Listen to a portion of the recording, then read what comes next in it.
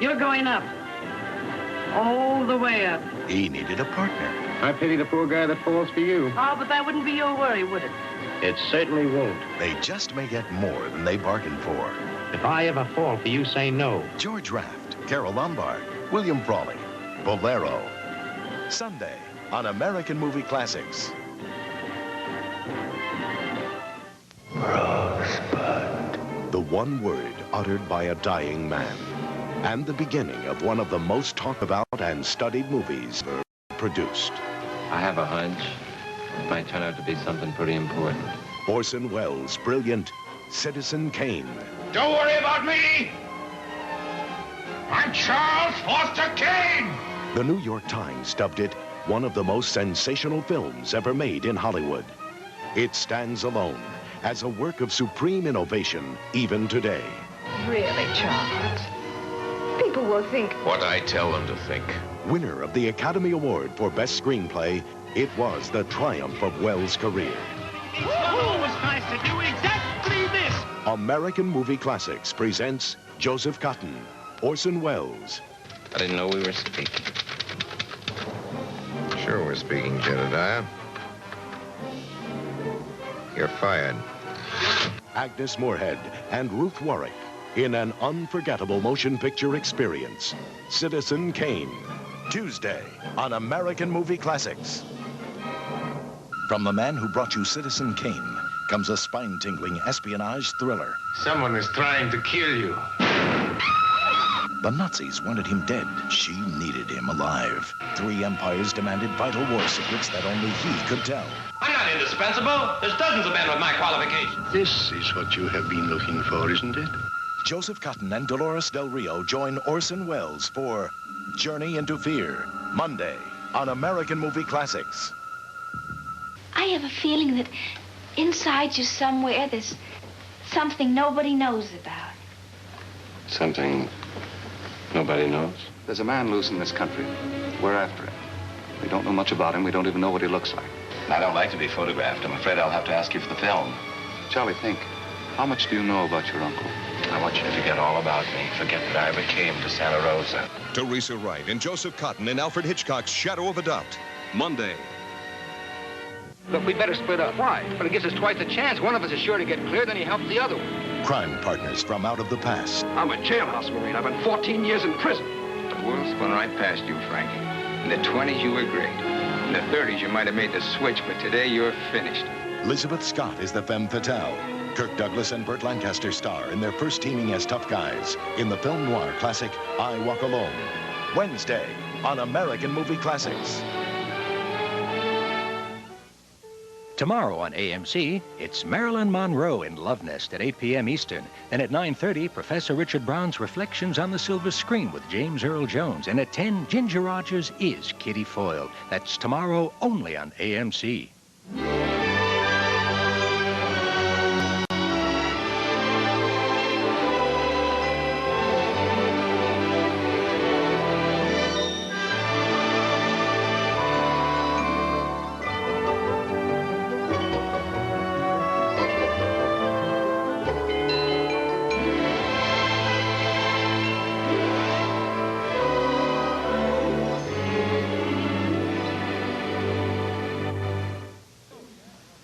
Hello again, and welcome to American Movie Classics. I'm Bob Dorian. Today's Critics Classic presentation is probably one of the greatest love stories that was ever brought to the great silver screen. Wuthering Heights with Laurence Olivier and Merle Oberon as the star-crossed lovers. Here with his review is Jeffrey Lyons of Sneak Previews.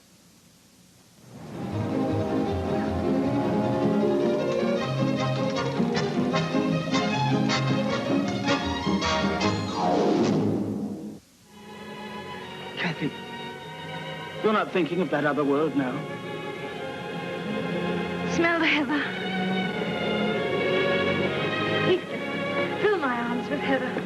All they can hold. Come on. Kathy, you're still my queen. 1939 will forever be considered the greatest year in the history of Hollywood. Every one of the major studios, it seems, turned out 1, 2, even 3 films which were to become classics, movies which endure today. Samuel Goldwyn was a major independent, and his 1939 movie, Wuthering Heights, was to become one of the most enduring love stories of all time. Kathy! Come in! Kathy, come back to me! First published in 1846 by Emily Bronte, the only novel she would ever write was published under the name of Ellis Ball. It was an age when women weren't allowed to do such things. Wuthering Heights is set on the Wuthering, that is to say the stormy moors of Yorkshire, England. Actually, it was filmed at Joel McRae's sprawling ranch in the mountains near Los Angeles, where Heathcliff, a wild gypsy, had been brought from the streets of Liverpool to live with the widower Earnshaw and his family.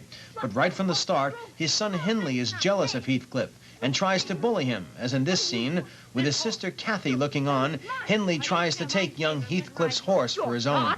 Give him to me or I'll go and tell my father how you boasted you'd turn me out of doors when he died. That's a lie.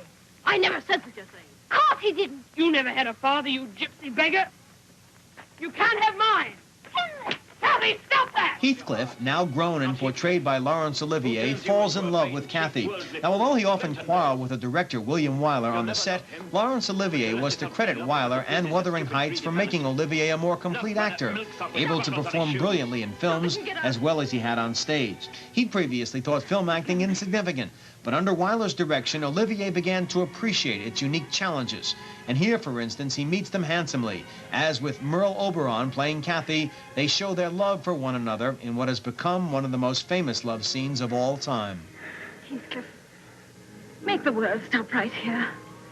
Make everything stop and stand still and never move again. Make the moors never change and you and I never change. The moors and I will never change.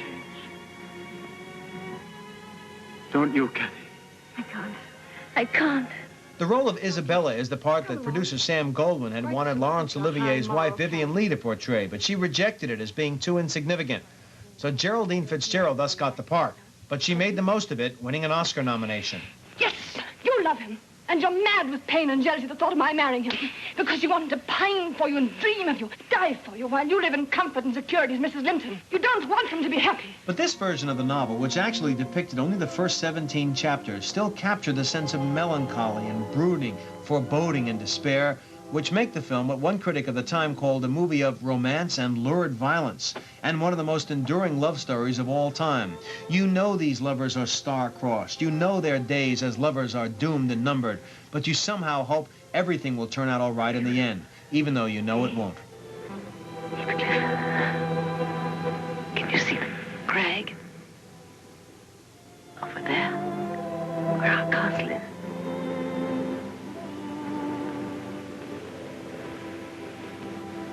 I'll wait for you. Till you come. This was not the only version of Wuthering Heights. It had first been done in England in 1920 as a silent picture. The great director Luis Buñuel did it in Spanish in Mexico, and there was a 1970 remake. But this version, with the great Laurence Olivier just coming into his own as a screen actor, and Merle Oberon, a lovely star of her day, is the one that endures, because the passions and the emotions are undiluted by the passage of more than half a century. For American Movie Classics, I'm Jeffrey Lyons. Next, on American Movie Classics, Merle Oberon as Catherine, Laurence Olivier as Heathcliff. Experience Hollywood's greatest romance, Wuthering Heights, co-starring David Niven. Next on American Movie Classics. Two good things came out of Laurence Olivier's painful association with director William Wyler. First, Olivier and David Niven were so unhappy with Wyler because of the mutual suffering that they all experienced on Wuthering Heights that they developed a lifelong friendship together. Second, while Olivier was extremely unhappy with Wyler's methods, he was intelligent enough to give him his due.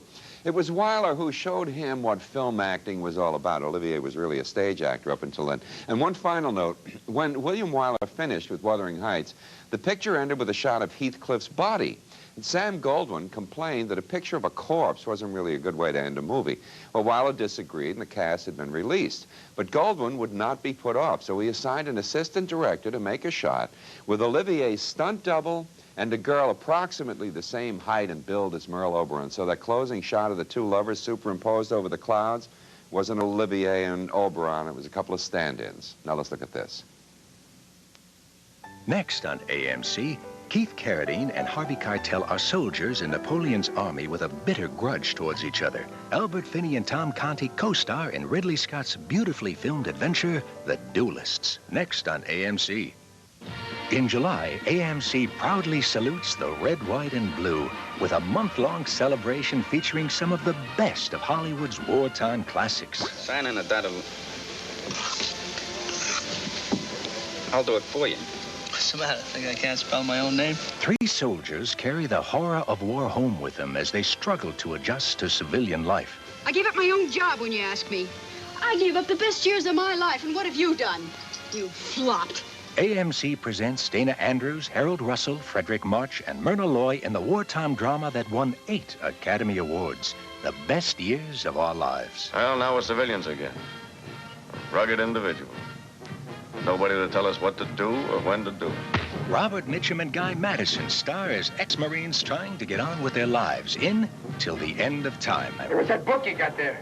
The Bible. Keep it there. William Holden and William Bendick star in the deep-sea adventure Submarine Command. They're going to kill him, and he knows it. I'll never see him anymore. Claudette Colbert experiences the horror of being a prisoner of war in the gripping drama 3 Came Home. AMC celebrates Hollywood's wartime musicals with a toe-tapping triple feature, A Night of G.I. Jive. You can't entertain anybody with your brains knocked out. I guess he's never been to Hollywood. Martha Ray, Carol Landis, Kay Francis, and Mitzi Mayfair star as 4 Jills in a Jeep. The stars come out to entertain the troops in Stage Door Canteen. And Fred Astaire dances his way to the heavens in The Sky's the Limit. Rosebud. Also in July, AMC celebrates the 50th anniversary of Orson Welles' directorial triumph, Citizen Kane. Celebrate the red, white, and blue all through July on AMC. What a world-astounding collaboration we should be, you and I, together. Alone, you have created a man. Now, together, we will create his mate. Boris Karloff returns. Woman. Friend. Yes. I want friend. Elsa Lanchester co-stars in an AMC exclusive Bride of Frankenstein. Wednesday on American Movie Classics. Hey, this is no time to scratch. The immortal Charlie Chaplin.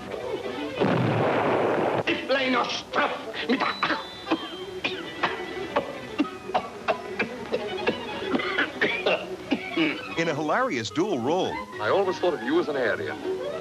I'm a vegetarian. Chaplin's first full talkie. You'll pardon me. The Great Dictator. Thursday on American Movie Classics.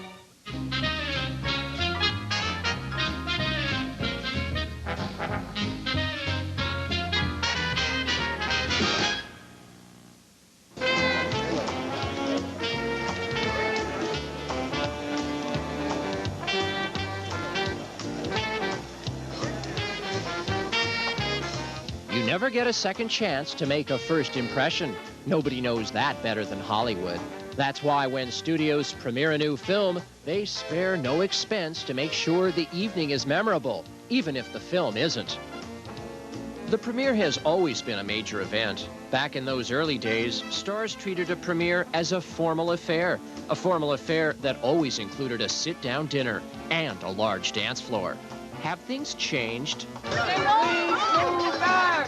Today, premieres are not glamorous private parties, but media events. Technicians spend hours adjusting lights so stars can look like stars, especially for the cameras. What does the paparazzi think? Premieres have been pretty crummy lately. Maybe that's because stars treat premieres as less formal affairs, sometimes much less. Things are different, you know. I think people are much more casual today. It's much more easy kind of thing. You do what you want to do. And what stars want is star treatment. For Eddie Murphy, that means lots of bodyguards. Bodyguards like Doug Collins, who favors mouth over muscle when it comes to over-enthusiastic fans. You have to get in there and say, now look, you know you're wrong. I know you're wrong. You're not going to stay here. Let's make it easy, and there's no more discussion. You're moving. I want no cars. They have to be a limousine. For moving the cars of the stars, Hollywood calls on Chuck Pick. Hollywood's hyperactive valet king makes sure celebrities never have to worry about where to park. This is an event. This is not just a premiere. As you can see, this is an event. This is something that only happens once. One thing about premieres, no matter who walks by, nobody relaxes until the leading man shows up. Now, once the stars are safely in the theater, the paparazzi has about a 2-hour break. But their job is far from over. The next big photo opportunity, the post-premiere party. And the budget for this affair, $150,000. No sit-down dinner these days. Don't worry, people still eat. Boy, do they eat. These intimate parties of 1,000 or so are major Hollywood productions in themselves. As you can see, by the props, the lighting, the entertainment, we're going to give the guests a complete experience, something that will really stay with them. And with a price tag of $500,000, no one will forget the party. They may forget the movie, but they'll never forget the party. Until tomorrow night when they do it all over again. For AMC in Hollywood, I'm Peter Jones. Do you love classic movies? Are screen legends like Charlie Chaplin, Audrey Hepburn, Marilyn Monroe,